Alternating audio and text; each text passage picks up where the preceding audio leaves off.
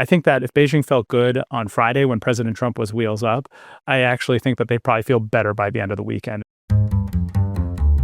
Hello, you're listening to the Beijing Brief from the John L. Thornton China Center at Brookings, part of the Brookings Podcast Network. I'm Ryan Hass, director of the China Center. The Beijing Brief is a bi-weekly podcast focused on unpacking the forces shaping U.S.-China relations and China's political, economic, and technological ambitions. Today, we have the full China Center team here to help us unpack the summit between President Trump and President Xi on May 14th and 15th. Delighted to have by my side Senior Fellow Patty Kim. Thank you. Great to be here. Fellow and tech expert Kyle Chen. Great to be here. And my co-host, Jon Czin. This will be fun. So, to just jump in, President Trump made the first trip by a U.S. leader to China in about a decade. The imagery of the two leaders was positive, but the substance left some questions. Each side has placed emphasis on different aspects of what the two leaders discussed and agree upon. So I want to use our 30 minutes here together to really break down three questions. What did they actually discuss and agree upon? What does the result of this meeting tell us about the nature and direction of U.S.-China relations? And then what signposts should we be watching for to understand where the relationship is heading as we look ahead to President Xi's trip to the United States later this year and potential meetings between the two leaders beyond that? And if I may, I'd like to start with a quick question to all of you. In one or two words, how would you characterize the summit that just took place between President Trump and President Xi? Well, Ryan, I would say it was thin on substance. So the biggest expectation going into the summit was that it would at least extend the trade truce, and we didn't see that happen, or at least an explicit commitment to do so. And so it was really a summit about the optics, not so much the outcomes. Yeah, my one word would be modest. Low expectations and maybe somewhat met. I keep thinking about that Chinese aphorism, chicken talking to a duck, right? Especially when you do side-by-side comparisons of the readouts. There are some parts of it where it's like, were these guys even in the same conversation? Well, we will get to the readouts in a moment, but before we do so, I want to ask you how we should be grading this trip in terms of what to emphasize. President Trump's critics have highlighted a lack of deliverables. President Trump's supporters have highlighted the personal chemistry and relationship that exists between the two leaders. So from your perspective, between deliverables, chemistry, something else, what do you think are the most important ways of evaluating whether a summit of this nature is positive or not? Well, President Trump was asked on Fox News what he thought the most significant outcome of was for this summit, and he said it was the relationship. And I think it puts it perfectly. For the White House, I think this was really about showcasing that Trump and Xi have a good relationship, that they could manage the bilateral relationship. And so, that's where the focus was. I think the big concern that I've had about that, if the emphasis is really on the relationship, as I've said elsewhere, is that as somebody who's watched Xi Jinping for a long time, this is a guy who doesn't really do personal relationships, right? He's pretty unsentimental. And we got a pretty big dose of that earlier this year when he purged Zhang Guoxia, right? The military's most senior officer, somebody who he had known not just his whole life, but their fathers had had a relationship with one another. So if you're banking on your personal relationship with Xi Jinping or trying to cultivate that, that's kind of a perilous road to go down, right? I think Xi is very cognizant of the bigger structural forces that are driving competition in the relationship. And I think even as positive as the optics were, you could see that in some of the meetings, right? And even some of the public statements where the president was very positive and very laudatory with Xi Jinping. But in some instances, it was unrequited or much more stilted or formal from the Chinese side. And some of that is just stylistic and how their system operates. But I think some of that reflects, a real asymmetry or imbalance between the two men. Yeah, I think a lot of it boils down to your expectations. I mean, remember, this time last year, the U.S. and China were locked in a trade war that was spreading into a broader tech war and maybe even involving a whole supply chain war. So if that's your expectation going into this, then it looks like things were mostly smooth sailing. But if your expectations were about concrete deliverables, about real wins, especially for, say, opening market access for American companies, a lot of the CEOs that were brought on that trip, a good number of them were tech CEOs. Each of them had issues or problems that needed to be dealt with in China. And I didn't see very much in the way of any of those being resolved, at least in the near term from that. Well, I want to come back and talk about the CEOs in a moment. But before we do, John, you've been in the room with Xi Jinping. What's the mood? What's the environment like? And how does the conversation that takes place with Xi Jinping in the room relate to the readouts that the White House publishes after the fact? Yeah, so it's really, I mean, it's quite an experience to be in the room for some of these meetings, right? Because in some senses, especially, when I was staffing these meetings, I was a civil servant who was detailed to the National Security Council at the time. It's kind of breathtaking and awe-inspiring, right? And you know that these meetings are relatively rare and therefore feel historical. Right? But then when you're actually into the substance of the meeting and they get underway, there are very few cinematic moments. And you really find yourself using those skills that you develop as a China watcher, where you've got your antenna up and what you're really trying to listen for are those subtle shifts in rhetoric, right? Like, are there divergences in what Xi Jinping is saying that are slightly different or more nuanced than what you get in the usual Chinese demarches, which, as we all know, you could almost generate them with ChatGPT at this point, right? They may actually do that. They may actually, yeah, exactly. Yeah, light a candle for our friends at the MFA. But in all seriousness, that is what you are really trying to suss out as you're listening to and digesting these meetings. And as far as the readouts go, I mean, there are some instances where what she says, because they are so highly scripted, especially from the Chinese side, track pretty closely. It's not 100%, right? But there are parts of it where it can be very close to what he actually has said in the private meeting. So let's get into the readouts a little bit. Patty, help us understand what the United States side and the Chinese side said in their respective readouts. Did they overlap? Did they contradict each other? And how do you interpret it? I think the readouts of the two sides made very clear that there are two very different lists of priorities in Beijing and Washington. So on the Washington side, the Trump administration put a lot more emphasis on trade, commercial ties, and investment. There was a note that the U.S. and China will be setting up a board of trade and a board of investment. The U.S. readout also stated that China will address U.S. concerns when it comes to supply chain shortages related to rare earths. But notably, the Chinese readout doesn't mention rare earths at all, which is concerning. The U.S. readout also stated that Presidents Trump and Xi had agreed that Iran should never have a nuclear weapon, that the Strait of Hormuz should be opened. There was also a reference to the Korean Peninsula, where both presidents apparently reaffirmed that they have a will to denuclearize North Korea. But again, the Chinese readout simply stated that the two presidents had talked about regional issues. And they said they talked about the Middle East, they talked about Iran and the Korean Peninsula, but no specifics there.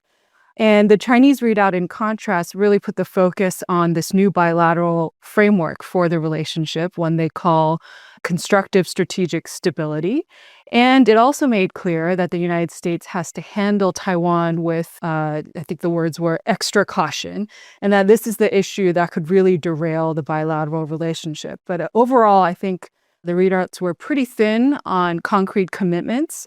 And the only real agreement that we saw on both sides was that the two sides will continue to talk about trade and investment issues, but really not, again, much in the way of deliverables or any sort of concrete timelines or an action plan for what we should expect going forward. As you're talking about it, Patty, it is striking to me how much the emphasis and professionalism around these readouts has degraded over time. If you think back from 1972 to 1982, there were joint communiques. These were foundational documents about the nature of the relationship. From 1982 up until after Tiananmen, there were joint statements that were negotiated carefully, meticulously, painfully. That went all the way up until, I think, around the end of the first Obama administration, at which point the two sides agreed to have separate but coordinated fact sheets that would reflect a similar meeting that both leaders were part of, but would not require both sides to adhere to the exact same words. I feel like we have, with this summit, gone from separate but coordinated to just separate statements of what's happened. And that appears to be, reflective of the broader trend of the relationship. But Kyle, Patty was just talking about the Board of Trade and the Board of Investment. What problems are those boards designed to solve, and how will we know if they're working? So the Board of Trade and the Board of Investment seem to be at least one area where the U.S. side and the Chinese side are talking and thinking hard about this issue. And I think in a best case scenario, what it could be is a way to kind of regularize and institutionalize a set of ongoing trade negotiations, dialogues, discuss what areas are sensitive and might not be permissible for having Chinese trade flows or investment, and what areas might actually be more amenable to that. And I think in the worst case scenario, it might just be sort of a empty gesture at moving the talks along into the future. But I do think that it could offer a possibility for at least some framework beyond just having these one-off trade negotiations that might flare up into an escalation, maybe if not tariffs, but in other domains, and then have to get ramped back down. Perhaps this is a way to manage some of that on a more frequent basis. One of the major takeaways from the summit was the new framework for the relationship that both leaders embraced, which is constructive strategic stability.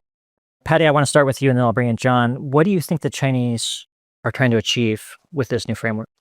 So I think this is a framework that essentially repackages concepts that the Chinese have long floated with the United States. This idea that the two sides should avoid the Thucydides trap, that they should embrace a bilateral relationship that's based on mutual respect, peaceful coexistence, win-win cooperation, a new type of great power relations.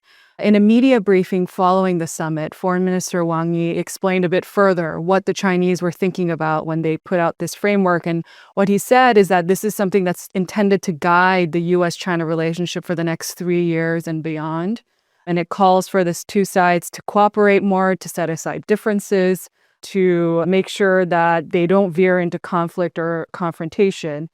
But in Xi's presentation, it was very clear that constructive strategic stability depends on concrete actions by both sides, especially U.S. actions or U.S. respect for Chinese red lines when it comes to Taiwan. There was also this real focus on talking from equal-footed consultation, or basically not taking unilateral actions. And so you know that the Chinese are going to bring this up in future interactions with the United States. I think the words constructive and strategic stability were chosen precisely because these are words that don't have negative connotations in Washington's sort of strategic lexicon. And what's interesting is that the White House readout essentially confirms or affirms that they agree that this could be the new framework, but it also adds into there that the United States expects the relationship to be reciprocal and fair. And so that's really adding in the U.S. concern or the longstanding U.S. gripe that the U.S.-China relationship has often not been reciprocal, especially when it comes to the economic relationship. I would say overall, these are good concepts to be focused on. You know, working together towards keeping a stable relationship is a good thing in and of itself. But the reality is, I think the expectations on both sides of what is necessary to keep the relationship constructive and stable is very different. And so it's really going to be about managing these different expectations that will determine whether this relationship can stay constructive and stable for the next 3 years and beyond. Great. Jon, I've heard you on TV in various interviews describe this as a trap. And you've been pretty outspoken about warning against embracing this concept. Why does this make the hair on the back of your neck rise? And why can't the United States just embrace the concept and then define it in its own way to serve its purposes? It's an option, but I think part of the reason for this, and I want to emphasize, I think Patty's genealogy of this phraseology is spot on. This is the latest iteration of a trap that the Chinese side has tried to set before, right? And I think there's several aspects to it. I think number one is that they are trying to send a signal by getting the U.S. to agree to this. They're trying to send a signal to our allies and partners in the region that we are prioritizing stability with China over our alliance partnerships and over our other partnerships in the region, right? And I think the way in which the fact sheet was constructed was unfortunate because there wasn't much discussion of strategic or security issues except for this.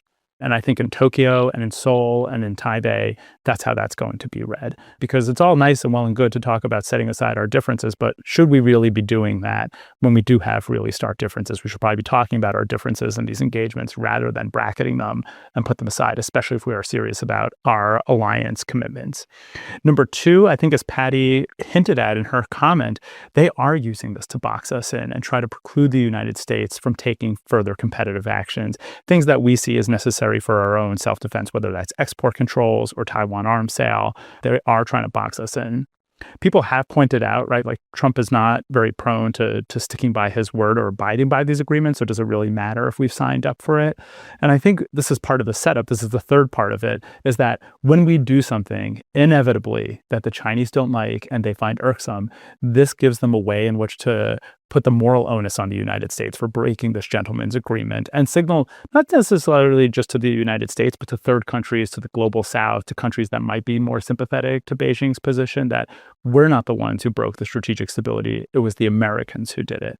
So I think for those three reasons, I think that's what makes it a trap. And the fact that they picked words that don't have any baggage shows that they're quite good at picking out the words. Although I will say, this clearly came out of the Central Party School and not off of Madison Avenue, right? Like this phrase does not just roll off of the tongue. Like it's not going to catch fire, except maybe like in the China watching part of Twitter, right?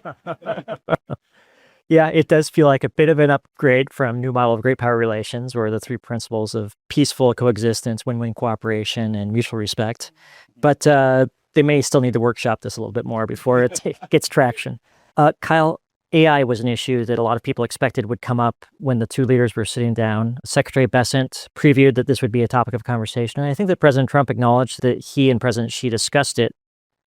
What do you think happened, and where do you think the AI conversation in government channels between the United States and China goes from here? So there's still a lot of questions, but it seems like this is something that now both the US and the Chinese side had both at least confirmed or acknowledged that they want to have these AI discussions. And right now is really the time to do it, because we have from the US the advent of Mythos and the discussion about our cybersecurity risks related to releasing advanced AI systems without some kind of pre-release vetting. From the Chinese side, I think there's also been a shift in terms of getting more concerned about AI risks. One area of overlap between the two countries is AI risks related to non-state actors. So what if a third party, say a criminal organization, a terrorist group, a lone wolf, uses some of these very, very advanced AI systems to promulgate an AI-enabled cyber attack on critical infrastructure in either country or in another country, or tries to develop novel bioweapons? These are issues that I think were in the theoretical realm earlier, but have come to enter the realm of real risk and sort of serious discussion now. So I think now is the time. The question is, what form might these dialogues take? Who might be involved?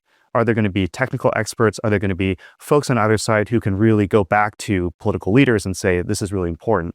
And also, to what extent can this be a potential channel in case you have a live crisis or a live issue?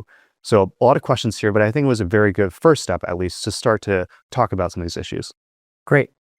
John, the summit is behind us. The Chinese have had a chance to watch President Trump fly back from Beijing to Washington. How do you think they felt when President Trump was leaving? Do you think that they felt like it was a success? Did they accomplish what they wanted to? Yeah, and I think it's a question of how you understand their objectives, right? And my understanding of their objectives was that they were very limited, right? What they are trying to do primarily, in my view, is try to buy themselves time and space and relief from U.S. pressure, right? And that this is kind of an inversion of the classic U.S. play of trading optics for substance, right? Beijing is now playing that game with the United States. So I think from their perspective, as President Trump left, I think they probably felt like they got that there's not going to be much in the way of U.S. competitive actions in the near future, especially since we now have a state visit, in all likelihood, loudly touted by the U.S. side in September, right? That will inhibit, and I think that's Beijing's calculation, the U.S. willingness to undertake anything kind of dramatic on the competitive front in the ensuing months. I think that if Beijing felt good on Friday when President Trump was wheels up, I actually think that they probably feel better by the end of the weekend. And this is something that I find worrisome, right? Because I think the Trump administration, to its credit, they tried to be very disciplined on really key issues like Taiwan in particular. The phrasing wasn't always precise, but I felt like Secretary Rubio, the president himself, were at pains to emphasize continuity. And I feel like after they landed back in Washington, I don't know if they just got back into their comfort zone, right? Or if it was the jet lag, but it was very much inside voice, like with the president making comments in particular that I know you wrote about over the weekend about, saying that we would negotiate over arms sales to Taiwan and really making some sharp divergences from past U.S. commitments about what is and is not over the table. And also accepting this phraseology about constructive strategic stability. On Friday, I was kind of relieved, frankly, that we had not, swallowed the hook and gone after this phrase. But now that's materialized over the weekend. So if Beijing felt good on Friday, I think by Monday they were feeling even better. We're recording today on May 19th as images of President Putin arriving in Beijing are showing up in our inboxes. What's interesting about President Putin's visit is that it was announced right as President Trump was departing Beijing. And so, Patty, how do you make sense of this? What signal was it intended to send? Well, what stands out to me is that this is Putin's 25th trip to Beijing, apparently, which, stands in sharp contrast to the fact that this was only Trump's second visit to Beijing since 2017. I think Beijing is unlikely to roll out the same sort of lavish optics for the Putin visit as they did for Trump, because they're going to want to avoid slighting Trump, who clearly cares about these things. But having said that, this is a relationship that doesn't really require that kind of performative reassurance. I think the view in both Beijing and Moscow is that the China-Russia relationship is much structurally stronger. It's more stable than the current U.S.-China relationship. In terms of what we're likely to see, Xi will probably brief Putin on what he discussed with Trump. But based on the public readouts that we've seen, it doesn't seem like Ukraine or Russia or arms control sort of issues that Russia really cares about were discussed in significant depth at the summit. And so there's probably not that much anxiety in Moscow that Xi and Trump cut some sort of deal that would undercut Russian interests. I think more broadly, this trip and this reception of Putin is about sustaining the regular cadence of exchanges between China and Russia and signaling continuity in the relationship between the two leaders. I think the expectation is that they're going to release a joint statement, which would, again, be very different, to your point, Ryan, than sort of these two separate statements that the U.S. and China put out. And so we'll have to see what kind of specifics emerge. But overall, this is going to be a meeting that's about demonstrating that the China-Russia relationship remains close, institutionalized, and that these two powers are strategically aligned. Kyle, you were mentioning earlier that a lot of CEOs accompanied President Trump on his trip, including one who hitchhiked his way in Anchorage to get on Air Force One.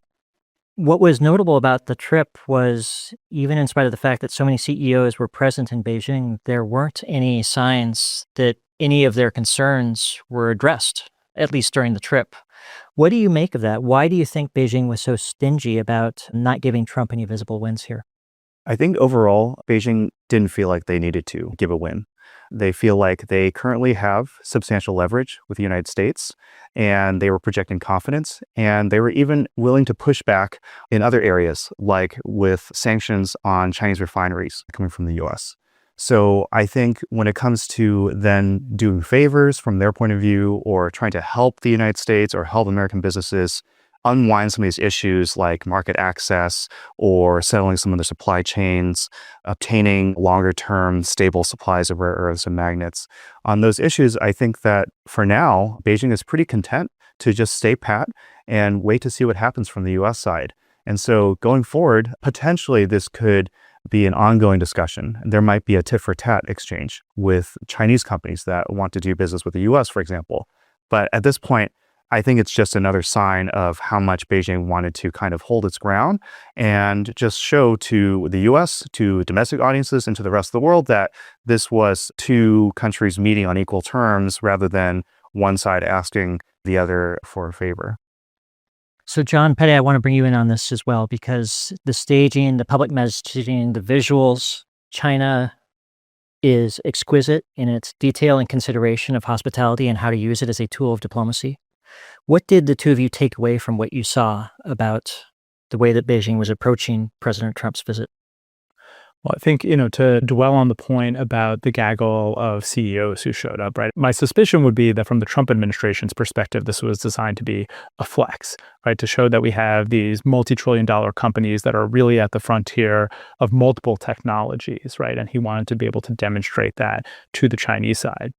But I'm not persuaded, to your point, that that's how Beijing interpreted it, that they would have seen this as the U.S. side eager to do business and showing up looking for some kind of deals. The president said on the way over on True Social that he wanted to expand market access to China. And so the way I ended up feeling when you just looked at the optics, and if you squinted, it felt like Back to the Future, right? Like this felt like the kind of vibe and presentation that you would have had before the era of great power competition, which ironically was inaugurated by the first Trump administration. And I think if you just looked at the optics alone, it's fairly breathtaking when you think that 15 months ago, we had a de facto embargo on China, right? And that we had this massive trade war breakout followed by the supply chain tit for tat. And now you have this, right? That feels really like something from the Clinton administration or the George W. Bush administration and not from the era of strategic competition. Well, I think as we discussed, Beijing did a very good job of impressing Trump. He was clearly given a very lavish welcome. And I think Trump was very impressed with the fact that Xi Jinping took him to Zhongnanhai, the CCP's compound, where Trump was asking who else has visited and how exclusive is this venue. And Trump, made sure to reciprocate the good vibes, right? He continued to emphasize that it was such an honor to be in China, that he had a great relationship with President Xi, and that the U.S.-China relationship he expects will be better than ever before.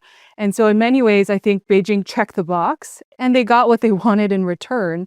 Just one thing I want to note is that there was a lot of concern going into this summit that the United States or President Trump might take a step to shift U.S. declaratory policy on Taiwan. This is something that the Chinese have long wanted, for the U.S. to affirm that it opposes Taiwanese independence rather than does not support it. We didn't see that. We saw Secretary Rubio say the U.S. policy remains unchanged. But, what was problematic was what came after. And it was the interview that President Trump did with Fox News afterwards, where it seemed like he was much more sympathetic to whatever he heard from Xi Jinping when it comes to Taiwan, and that he was willing to hold an arms sales package to Taiwan because of Xi Jinping's request. And so in many ways, I think the Chinese did a very good job of sort of giving Trump what he wanted, the grand spectacle that he wanted, and they got what they prioritized the most in return, which was concessions on Taiwan. Yeah, I have to largely agree with you guys. I think that as I sort of take a step back and think about the broader dynamics of the relationship, up until this trip, it was typically the United States that had the initiative, that set the agenda, and was sort of the alpha in the relationship. That's not the case anymore. I don't think that we can make that argument anymore. As I think about the president's trip, the president went to Beijing to do two things. One was commercial deals. The other was to get help on Iran. The Chinese never acknowledged any points publicly on Iran. They did not offer any commercial deals. There were no deal signings. Instead, what the Chinese focused on was the history lesson that they provided to President Trump on Taiwan, and Xi Jinping's emphasis on transformations unseen in a century accelerating, which is a polite way of saying the United States is decentering from the international system. And, as you think about it, the body language, the initiative, the imagery has shifted in the relationship. And I think that as we look back a year or 5 years from now at this trip, my expectation is that that will be what is most remembered from it. So let's turn to Iran. And I want to give you a chance to react to something that President Trump said on Air Force One in a gaggle with journalists on his flight back from Beijing. Your instinct that he will put pressure, that he will try and get them to do more? Ask him to put pressure because I don't need favors. I think he will. I think automatically he'd like to see it opened up. He gets about 40% of his energy or his oil from that, from the strait. We get none. We don't need it. So, Patty, do you share the president's optimism and expectation that the Chinese will adjust their approach to Iran as a consequence of President Trump's intervention? I think as we saw in that clip, President Trump essentially gave them a free pass, right? He says he doesn't expect help, and maybe they will, but maybe they won't. I don't think there was a clear ask made, perhaps. And the Chinese side, again, didn't reaffirm anything when it comes to Iran. And so I don't expect any sort of changes to China's posture when it comes to the crisis in the Middle East. Okay, so looking ahead, President Trump has announced that President Xi will visit Washington on September 24th. That's a few months off. What should we be watching between now and then to get a sense of how President Xi's return visit is setting up and what impacts it will have? Jon, if we could start with you and go around the table. Yeah, I'm very mindful. As a former CIA officer, I'm very pessimistic, and so I always see problems ahead. I think there are two real oil slicks in the road ahead of us, right? Number one is what we already talked about with the arms sale to Taiwan and how that ends up getting handled and managed, right? It's a real conundrum, because if they go forward with the arms sale, that can derail the visit. And if we don't go forward with the arms sale, that I also don't think would send the right signal to Beijing, right? It would show that we really are set on this more accommodationist approach toward Beijing. And I think there's a similar conundrum with the 301 investigation that USTR is still pursuing, right? And so I think there will be a similar conundrum. It will be shocking if the findings are not that China has non-market, unfair practices, right? And there's some real divergence. And then the question is going to be, what does the administration do with that? Right? Do they postpone tariffs? And if they do that at the same time they're imposing tariffs on other countries, that will bring down the differential tariff rate and defeat the raison d'etre of the trade war in the first place, right? That they want to get U.S. companies and foreign companies to move out of China. So do they postpone it or do they impose it? And I think risk another cycle of escalation and de-escalation as we go into the final few months before our own midterm elections at home. So I think if we're cognizant of this here, I'm sure that Xi Jinping and his lieutenants in Zhongnanhai are cognizant about these problems that are coming down the road and how the U.S. is going to have to figure out how to manage them. Yeah, to build on what Jon was saying, I think that there is still the ongoing risk of misunderstandings of actions taken by one side that are interpreted by the other as some kind of offensive escalation rather than a continuation of the détente. And so whether it comes to trade issues, whether it comes to Latin America and Chinese investments and infrastructure in the region, or whether it comes to Iran and the Strait of Hormuz and maybe Trump's perception that China hasn't done enough or that China should be doing some more in that area, or a whole host of other issues, there are still landmines out there in the relationship. And so I think this idea of constructive strategic stability, it might sound nice and it might sound like they stuck the landing this time, but that's not really how this works. This is an ongoing sort of struggle or contest, if you will. And so that will be what I'll be following leading up to the next visit. So I think Jon and Kyle put it beautifully. I don't have much more to add beyond just, I think it'll be interesting to watch what kind of working level processes are set up. So leading up to this summit, most of the conversations were about trade, on investment. And so what kind of processes are set up and what topics are prioritized should give us a sense, what the two leaders might be talking about if they do meet in September. So real quickly, on a yes or no basis, do you think that President Xi will come on September 24th of this year? Just yes or no? Yes. Well, You're taking a maybe, it sounds like. yeah, I'll say yeah. He has an incentive to do so. I think there's a good chance. Yeah, I think it'll probably happen. And how many times do you think the two leaders will meet this year? I think that'll probably be it. Yeah, I don't expect much more than that. Maybe 2 more times beyond that. I mean, that's certainly the wish on the part of the White House. Well, guys, thank you for a tremendous conversation. I learned a lot listening to you. Patty Kim, Kyle Chan, Jon Czin, you did a wonderful job unpacking what happened in Beijing and what it means for the relationship going forward. For more in-depth analysis from our team, visit the China Center on the Brookings website at brookings.edu/China Center. You can also subscribe to our monthly newsletter, The China Bulletin, for the latest updates. On behalf of the team at the John L. Thorne China Center, thank you for listening to the Beijing Brief. This podcast is produced by the Brookings Podcast Network. Our thanks to the production team, including supervising producer Ike Blake, senior producer Fred Dews, producer Ali Mathias, audio engineer Gaston Reboredo, and video producers Daniel Morales and Teddy Wansik. Rachel Slattery designed the show's artwork. Also, thank you to our colleagues in the John L. Thorne China Center, Foreign Policy, and Office of Communications at Brookings for their support. To learn more about our research, visit us at brookings.edu/China Center. And to learn more about this podcast, go to brookings.edu/The Beijing Brief or wherever you like to get your podcasts.